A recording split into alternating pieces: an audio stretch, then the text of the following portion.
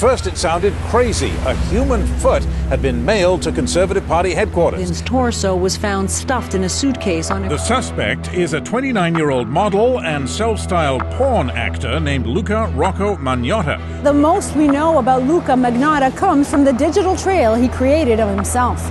Police agencies around the world are circulating photos of Luka Magnotta. Magnotta is wanted for the gruesome murder and dismemberment of 33-year-old Jun Lin.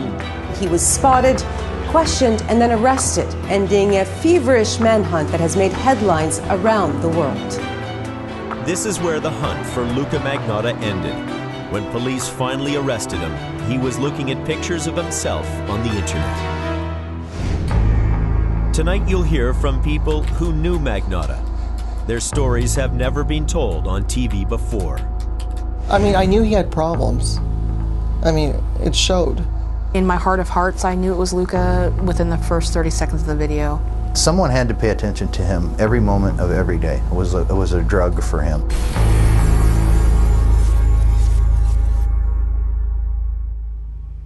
It was a painfully public story and a deeply personal story, and much of it played out in a virtual world. Good evening, I'm Mark Kelly, and welcome to the Fifth Estate. The story of Luka Magnotta isn't an easy one to tell, but it is an important one to learn. We were all shocked when we heard the lurid details of the murder of Jun Lin, a crime Magnotta has been charged with, a charge he has pleaded not guilty to.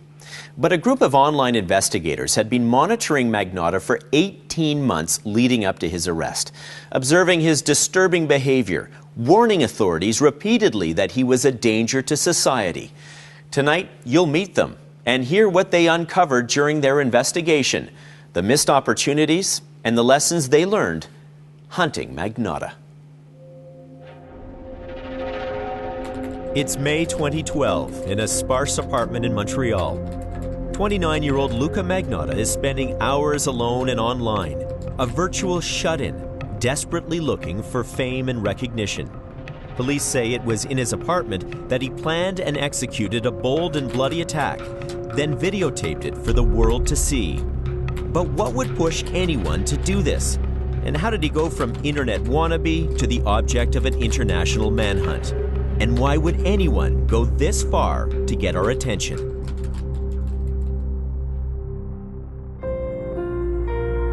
Magnotta was born Eric Clinton Newman in 1982. He grew up in Scarborough, east of Toronto, the eldest of three. His parents split when Eric was young.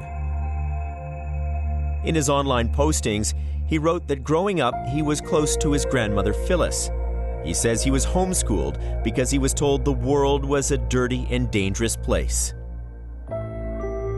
But he went from one broken home to another when his grandparents' marriage also ended in divorce.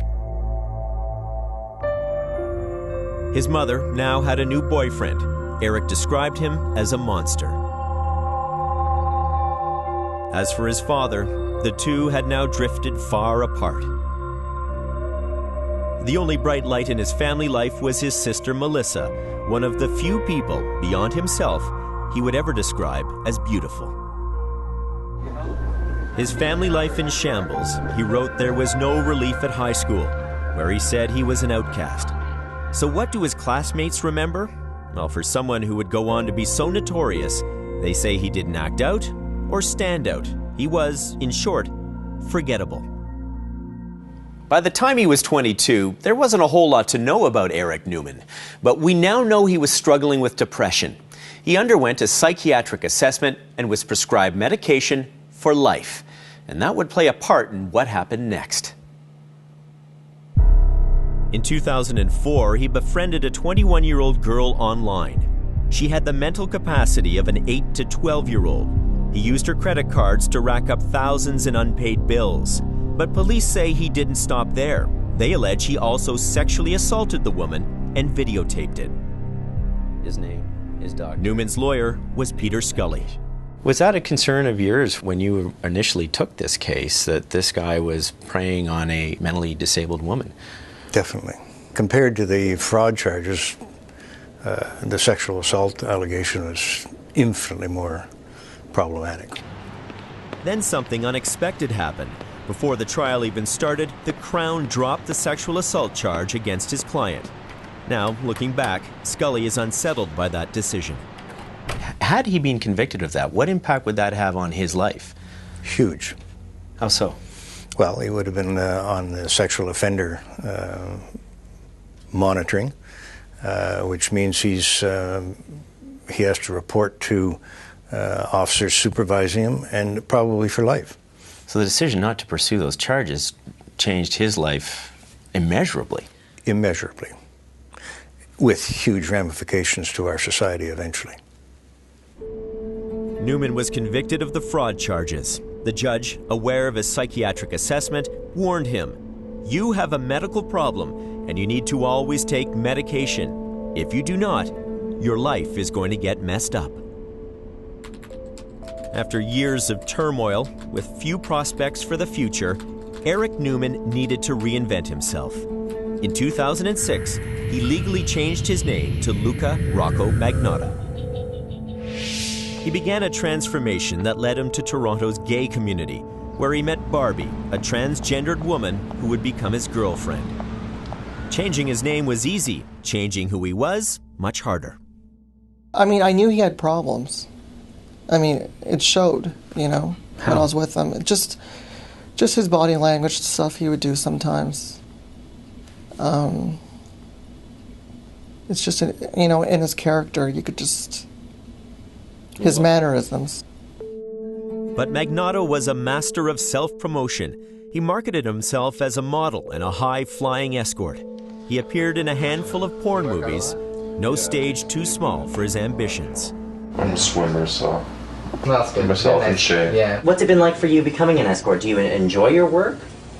Yeah, you know, I really do enjoy my work. I get to meet new people and all the time, and you know, I'm a people person, and you know, it just worked out great for me, you know. Under the sun. He basked in the attention he received on the internet show Naked News.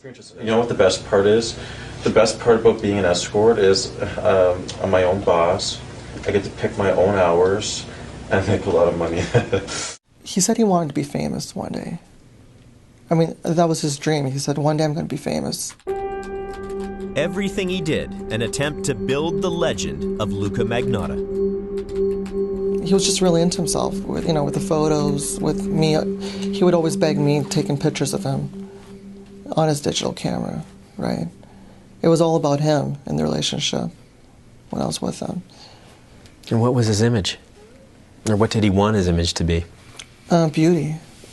He wanted beauty, perfection. He wanted to stay youthful looking, you know. I've had my nose done. I've had 2 hair transplants, like I said before. And I'm planning on doing muscle implants in my pecs and my arms. So that just remains to be seen, but because that's pretty... Do you think you're a bit of an addict? Yeah, my name's Luka, and I'm a cosmetic surgery addict.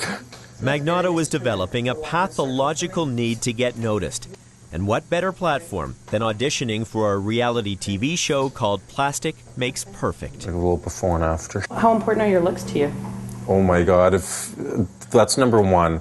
Okay, number 1 is looks. Number 2 would have to be intelligence. And I don't know what the rest are. all I care about is number 1, basically. All I do is... The producers took one look and rejected him. Hi, my name is Luka. Magnotta is my last name, Magnotta. But for every exhibitionist, there's another reality TV show waiting in the wings. This was his audition for a role as an underwear model on the show Cover Guy. A lot of people tell me I'm really devastatingly good looking, so... Well, the judges didn't see him that way. Once again, he was told he didn't have what it takes to make it on TV. Once again, he was rejected. At this point, Magnotta was starved for attention, and a man he was about to meet was prepared to give it to him. Well, he walked as if he was on a stage, or as if he was on a ramp for modeling clothes. He walked a very special way and was always watching his posture. I just thought, I've never met anybody like this before. Henry, a successful professional, isn't his real name. He asked for his identity to be hidden because he feels his friendship with Magnotta would ruin his reputation. The two traveled together, and Henry, a gay man, was eager to get closer to his young friend. He says despite Magnotta's lust for the camera lens, he shied away from any intimacy. Just somebody who continually said, I have a private life and I don't share it with anybody. That was, well, there was a wall and I didn't try to get through it because I just thought he made it pretty clear that there was, well, I couldn't get any closer. No closer, that's all. Despite his best efforts, Magnotta was bankrupt. His professional life as empty as his personal life. There were no more movie offers, no more TV auditions. His interests were now getting darker, with a growing fixation for serial killers. Well, I heard stories about him online, about him dating Karla Homolka. But I knew that was all lies, you know. I mean, I knew he made that up himself. Because he was, you know, very fascinated by her and Paul Bernardo. So he wanted to link his name to her. It's almost like an obsessed fan, you know. Why? I guess obsession, right? Magnotta even went so far as to create this tribute video to Karla Homolka, suggesting they had a life together. Though, if you take a closer look, the blonde woman he's sitting with here, that's actually his mother. Now, after creating the rumors he was involved with Homolka, the master of self-promotion contacted the press to deny them. I'm about to have a nervous breakdown here. My reputation is completely ruined. I just want everybody to set, I want to set the record straight that me and her have absolutely no connection. It created a minor stir, but Magnotta needed something bigger and bolder, and he knew exactly what to do. He was in search of attention, and he was about to get it, big time.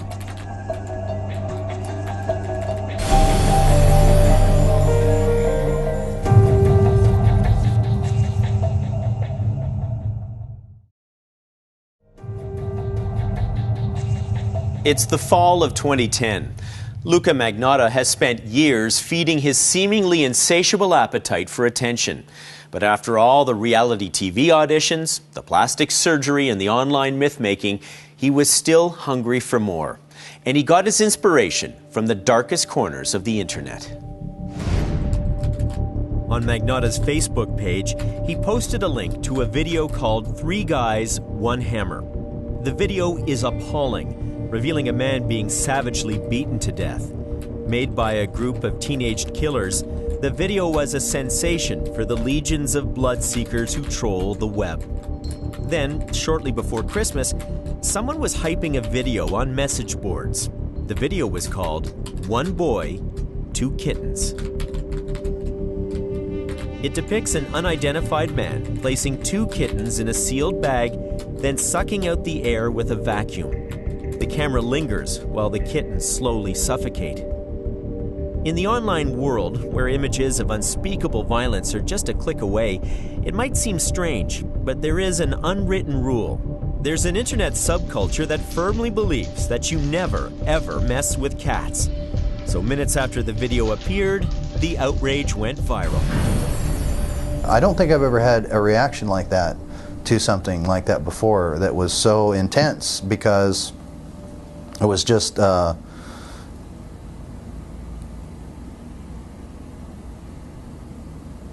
it wasn't normal. Ryan Boyle, a former U.S. soldier with the online name Save Kitty, went on the offensive. He formed a Facebook group. 4,000 people signed on overnight. These were not people that were being paid money. They weren't doing it for the fame. They weren't doing it for recognition. They were doing it, we all had the same thing in mind. We wanted to catch this guy. And everyone was volunteering their own time, their own effort, taking time away from their families to come in here, mostly anonymously, to help with this one thing. The Vacuum Kitten Killer, as he was now known on the internet, then released 2 more videos and photos, 24 hours after the original. The identity of the killer still concealed. The online investigators felt he was taunting them. There was something about the way he did this. He loved on these cats. He pet them, he snuggled with them, and then he murdered them. This guy that's doing this, or this girl, we didn't know at the time, that's doing this is a vile human being and this needs to stop. Her online name is Body Movin'. She's one of 11 members of a group called the Animal Beta Project. The activists target animal abusers online. She wanted her identity protected because she fears retribution from the people she hunts. We all are justice seekers. We're all right seekers, you know. We're all tired of being, I don't know how to say this. We're all tired of being pushed around by people who say this is acceptable behavior. It's not acceptable behavior to film yourself hurting an animal and uploading it for fun or profit. John Green, also an alias, joined the group, convinced the Vacuum Kitten Killer video was just a dress rehearsal for something much worse. What did you feel was at stake? We felt he would continue, that he would harm other animals, and eventually move on to something even more violent, hurting a person. The amateur sleuths began the arduous task of deconstructing the video, frame by frame, looking for any clues that might reveal the identity and the location of the kitten killer. And then a major breakthrough. These photos were planted on a website. Same kittens, same apartment as the video, but the face of the killer was no longer blurred. Ryan Boyle, the former soldier, now believes they came from Magnotta. The question is, had Magnotta drawn attention to himself just to get attention? Yeah, he did. That was the whole purpose.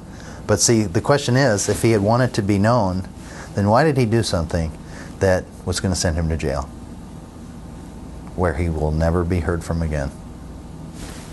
I don't understand. Was he crazy? He was crazy. 4 days later, another clue, hand-delivered once again, they believe, by Magnotta. The name of the kitten vacuumer you're looking for is Luka Magnotta. He was born in Russia, lives in Los Angeles, and has lived in several different countries. The apartment in the video is located in West Hollywood. Hope this helps. I'm 100% serious. While Magnotta revealed his name and his face, he continued to cloak his location, keeping himself safe from the possibility of legal prosecution. So the amateur investigators Googled his name to try to find him, and even they were overwhelmed by what they discovered. We started doing research and we had to stop and saying, is this real? Are we imagining this, or is this, it's too surreal, this can't be happening. And we had to take a step back and say, let's look at this from an objective mode. Is this real? What was surreal? Everything on the internet about him. Magnotta's carnivorous narcissism exploded before their eyes. All his multiple looks and identities, designed to both promote and protect. They read him boast of his ties to serial killers and the Russian mob. They read how he said he was persecuted because of his white supremacist sympathies. And they marveled at his imagined celebrity as a model and porn star. Luka is the Prince of Canada, writes one fan, likely Magnotta. He's a god here. If you have 50 different blogs and a whole bunch of YouTube profiles and MySpace profiles, and I can't even name, I mean, it seems like every day they're finding new different websites that he purportedly created. You've got to spend a lot of time on the internet.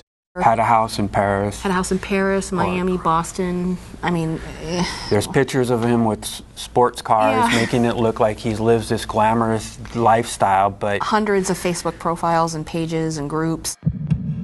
But finding him wouldn't be easy. Magnotta made himself a citizen of the world. There he was in Los Angeles, driving a fancy car, or sitting in a hot tub surrounded by friends, or another at some exotic beach location. They're all photoshopped. They're all photoshopped. We found the images that you're speaking of. I know him in Miami, in front of the Miami sign, and he's sitting there looking cool. That's not him. That's actually somebody else, and he put his head on that person's body. You know, he says that he's in Russia, he says he's in Miami, he says he's in Los Angeles, he says he's in, you know, all these New York. It's all at the same time, and nobody can do that. Nobody can be in 5 different places at the same day. They were determined to find him and stop him, and they got the break they needed when they came across this seemingly innocuous picture. They knew digital pictures contain invisible data, bits of stored information embedded in the photos.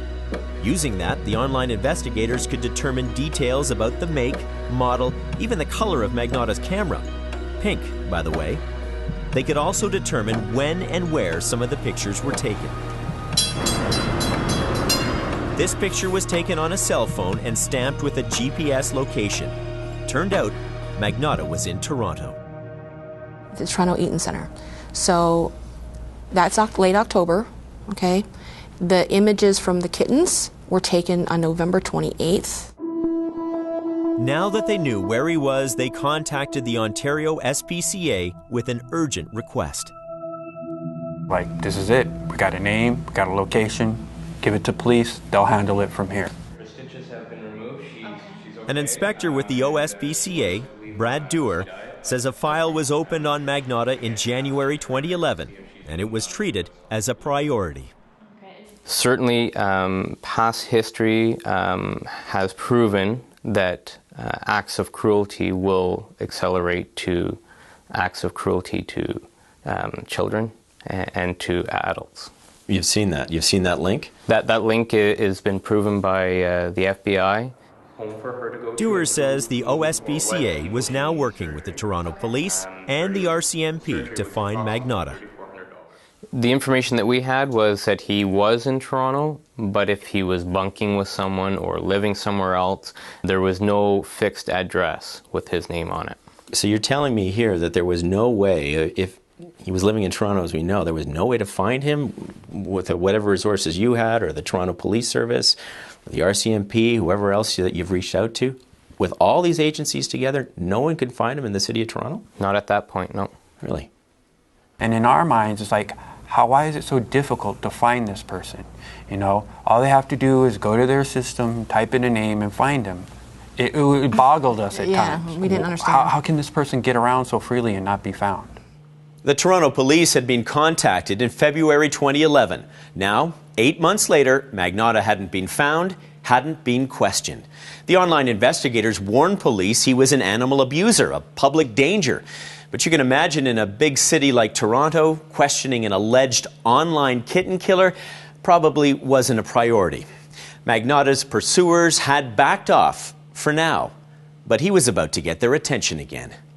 I got a message from somebody saying, you might want to look at this video. He sent a link to me and my heart literally sank. All that we had done, everything that we had done was for nothing. Here he is doing it again. The new videos were posted in November and December of 2011, a year after the vacuum killings. In one, an unidentified man wearing a Santa hat feeds a live kitten to a python. In the other, a kitten is duct taped to a broom handle, then drowned in a bathtub. I knew it was Luka. I mean, in my heart of hearts, I knew it was Luka within the first 30 seconds of the video. It felt like he's waving it, sticking Catch our me if you noses can. in it. He was basically saying, look, I've done it again, you're not going to catch me.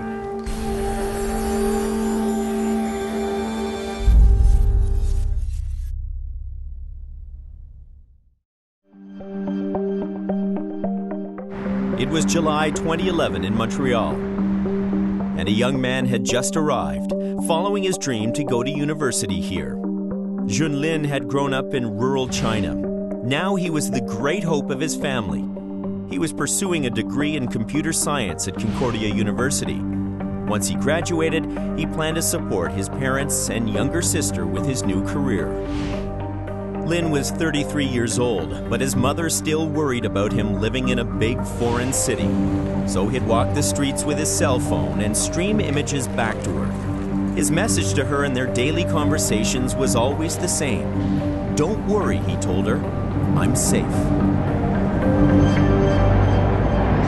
I got a great view of my condo other than this bitch keeps complaining about me.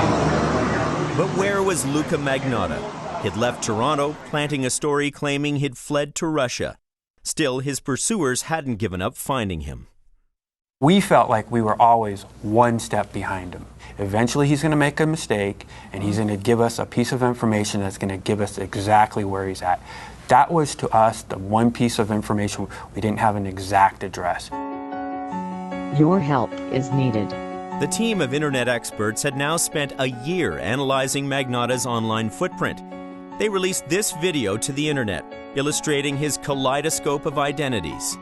The video, a worldwide alert asking for help in bringing him to justice. The question, where in the world was he? We need your help. Luka also goes by the name Eric Clinton Kirk Newman and Vladimir Magnotta, as well as hundreds of other aliases. Magnotta was making news in London. This headline in the UK Sun on December 3rd last year urged people to help catch the sicko. 2 days later, who but Magnotta himself would walk into the Sun's office to deny any link to the videos. Why would you write? Sun reporter Alex West confronted Magnotta. You can pretend to be someone you're not on the internet. People frame me, so isn't that logical to try to defend myself? Think about that. But they're not. But that does make sense, doesn't They're not it? pretending to be someone they're not. You're not answering. But they're not pretending to be someone they're not. Well, they're pretending to be me. People are pretending to be you. Isn't that obvious? 2 days later, the Sun received this email, believed to be from Magnotta. It's fun watching people work so hard gathering all the evidence and then not being able to name me or catch me. You see, I always win. I always hold the trump card, and I will continue to make more movies. Next time you hear from me, it will be in a movie I'm producing that will have some humans in it, not just pussies.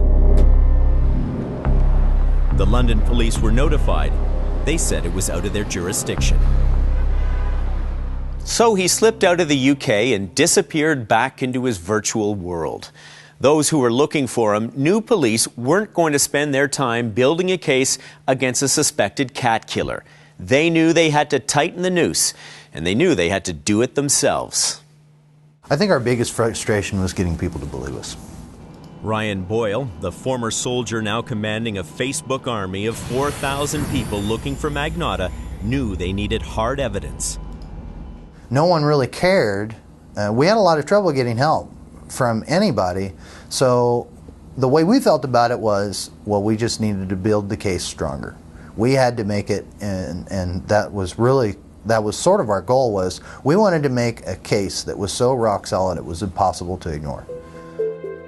So the animal activists produced a CSI-like video laying out their case against Magnotta. The proof Magnotta and the kitten killer were one and the same, they asserted, was right in front of our eyes. The furniture in the videos matched the furniture in Magnotta's personal photos. They matched the animals he killed with ones he posed with. They pointed out the similarities in the clothing the killer wore and the clothes Magnotta wore. And look, this chair seen in the Python video appears in pictures posted on Magnotta's own website. Please remember this face. Brad Dewar of the Ontario SPCA conceded the case against Magnotta was mounting, but without a suspect to question, what could be done? Our goal at that point is to confirm those details. So it's great that those details came forward, but now as an officer who's investigating the case, we have to confirm that. And that's why we needed to further the investigation with police services to try to locate this person and try to find out where they are so that we can confirm those details. While Magnotta had a sweeping presence online, in the real world, he was like a specter. No credit cards, no paper trail. Ironically, he seemed to glide through life unnoticed.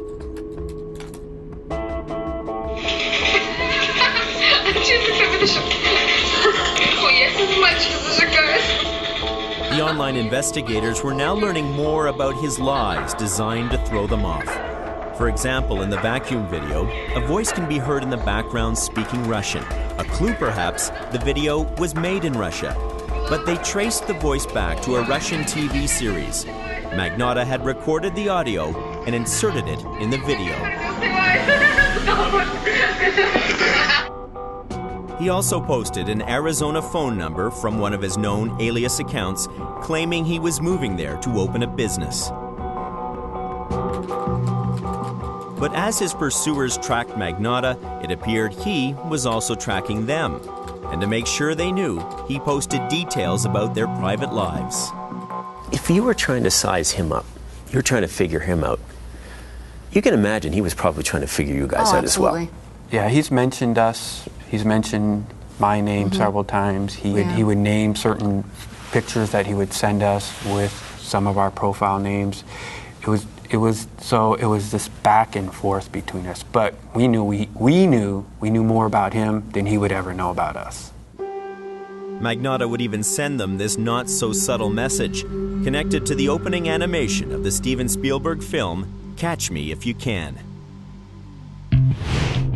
But the online investigators knew he would slip up sooner or later. And then, a tip.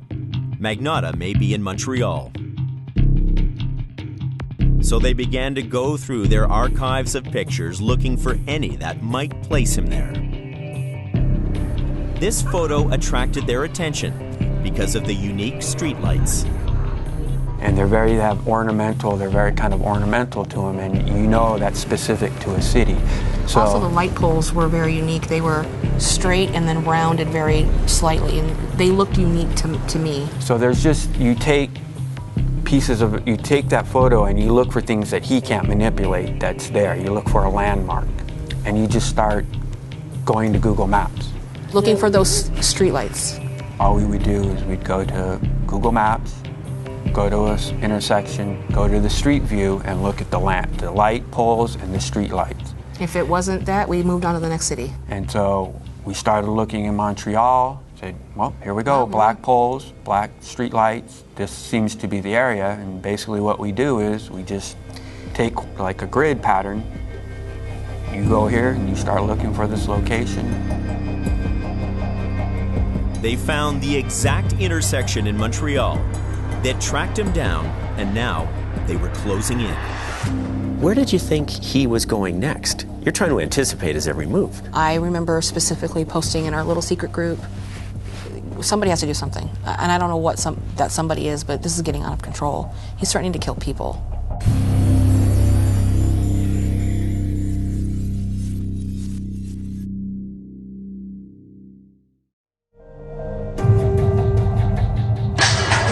What's up, and hi to all my fans. It's hard to pinpoint what was fueling Luka Magnotta's desire for fame and recognition. I just did. What else do you want me to say? Did it start when he was Eric Newman, the sad kid from Scarborough? Was his narcissism a way to mask his personal and professional failures and his struggle with mental illness? It's hard to say where it started, but soon people around the world would know his name.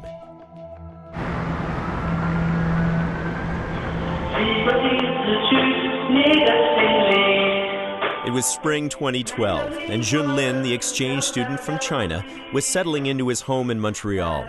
He'd sent pictures back to his mother expressing the joy he'd found in his new life here. This is the last one he sent, a simple park in his neighborhood. Isn't it beautiful, he wrote? 5720 DeCarry Boulevard, apartment 208. Luka Magnotta had just moved here. The lives of these two men were about to intersect.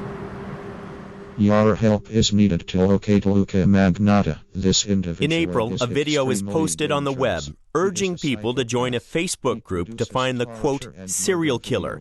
It's believed Magnotta made this video and issued this warning. Do not approach Luka Magnotta. He is a dangerous psychopath. The online investigators felt they were closing in. They'd spent 18 months on his trail, ever since he made his first kitten video. Now they were sure he was in Montreal. They sent that information to the Toronto Police and Brad Dewar at the Ontario SPCA. We immediately reached out to the SPCA in Montreal and Montreal Police Services to identify that we had this concern with this individual and we were seeking some help. Was that good enough, in your opinion, for something to be done? It was certainly enough information was provided to raise the alarm and to continue to question, to ascertain this person and to speak to them, to make contact. There's enough information to make contact. Did any SPCA official, did any police official speak to this guy through this timeline now where we're getting to more than a year and a half? Not that I'm aware of. So the online investigators contacted the Montreal police themselves, telling them Magnotta was a threat. But to Montreal police, Magnotta was a nobody. They had no file on him. There was no warrant for his arrest. In short, they said there was nothing they could do. So the investigators spoke with the Montreal SPCA and urged them to contact a Crown prosecutor to get a warrant. The contact was made. The request for a warrant?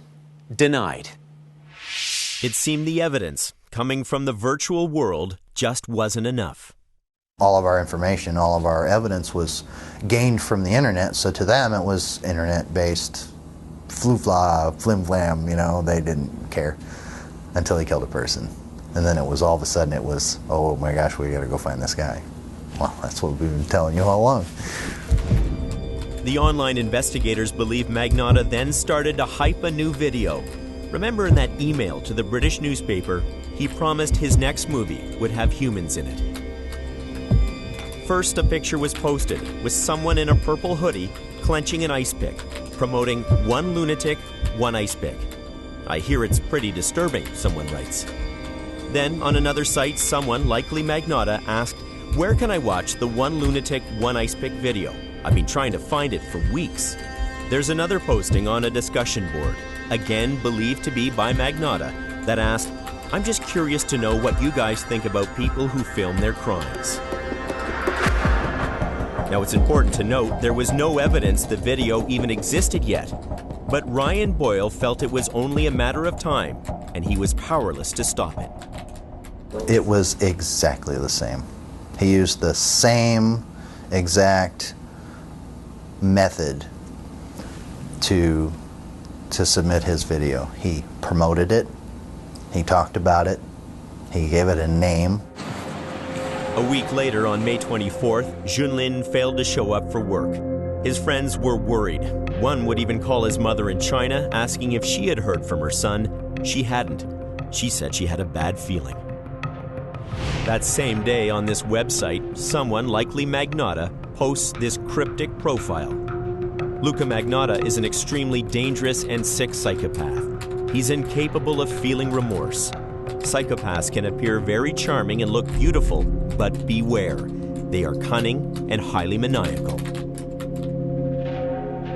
Attached to the profile was a series of links to all the news stories about the search for the kitten killer, posted with pride.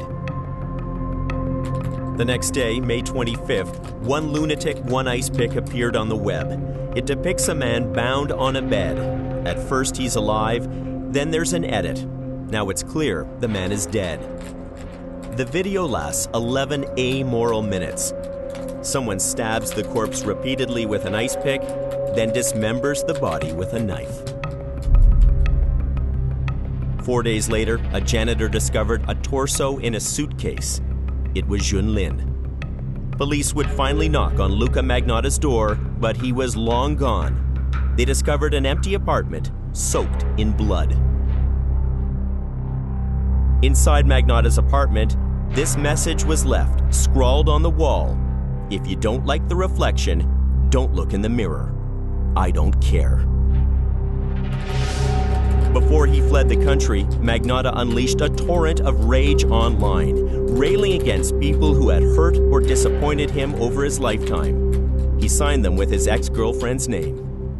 I just wonder why he would want to drag you into this all these years later. He didn't have much friends, right? So I think I meant something to him, for him to, you know. He lived his life mainly online, on the internet. Why is that? Well, I guess most people found him weird, so he felt left out. isolated. Isolated, but with a loyal audience. The online investigators had given him 18 months of their attention. When they heard about Jun Lin's death, they were torn. Could they have done more, or did they do too much? You don't really pretend to kill somebody. If you look at that video... They continue to ask themselves whether their relentless pursuit of Magnotta only fed his pathological desire.